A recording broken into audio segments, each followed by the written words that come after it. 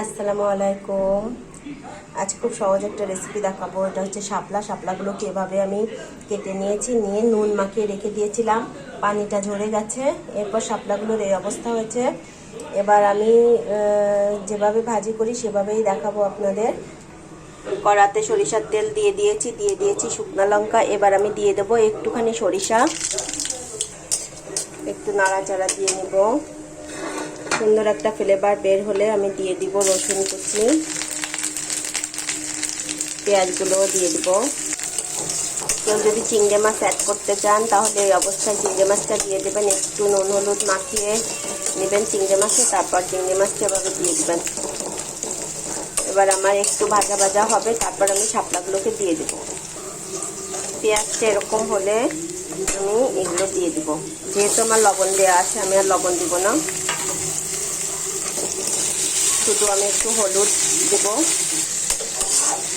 হলুদ দিয়ে দিয়েছি। আমি এভাবে ভাজি করে নেব, আমি কোনো ঢাকা দিব না। এভাবে আমি সুন্দর করে ভাজিটা করে নেব। আপনারা এই অবস্থায় একটু চিনি দিয়ে দিতে পারেন স্বাদের জন্য। কাঁচা লঙ্কা দিয়ে দিলাম।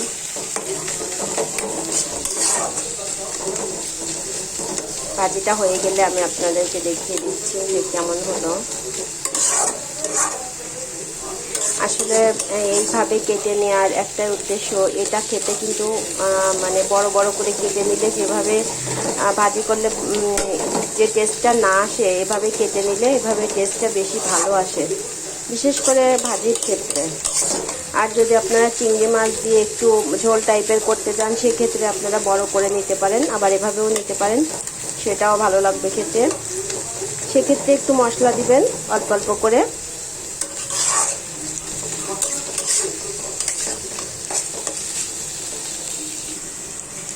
এই যে দেখুন তেলটা বেরিয়ে গেছে, তার মানে আমার এটা হয়ে গিয়েছে। কালারটা কিন্তু আসছে না, সুন্দর একটা কালার আসছে। আর তেলটা মনে হচ্ছে একটু বেশি হয়ে গিয়েছে। আমার এখানে 1.5 আটি মতো শাপলা আছে, আমি কিছুটা মাছের ঝোলে দিয়েছি। আপনারা যখন তেল বেশি হয়ে যাবে তখন যে কোনো ভাজি এভাবেই কড়াইতে ছড়িয়ে রাখবেন, দেখুন এক সাইডে কিংবা চারিপাশে এরকম ছড়িয়ে রাখলে দেখুন তেলগুলো সব নিচে চলে আসছে।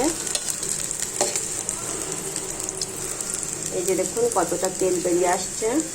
অনেক সময় আমরা ভাজি করতে গেলে আসলে তেলটা অনেক সময় বেশি হয়ে যায়, সেক্ষেত্রে আপনারা এই টিপসটা ফলো করতে পারেন।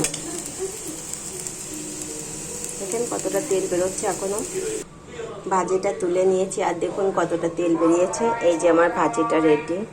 আপনারা এভাবে ভাজি করেও খেতে পারেন। ধন্যবাদ সবাইকে।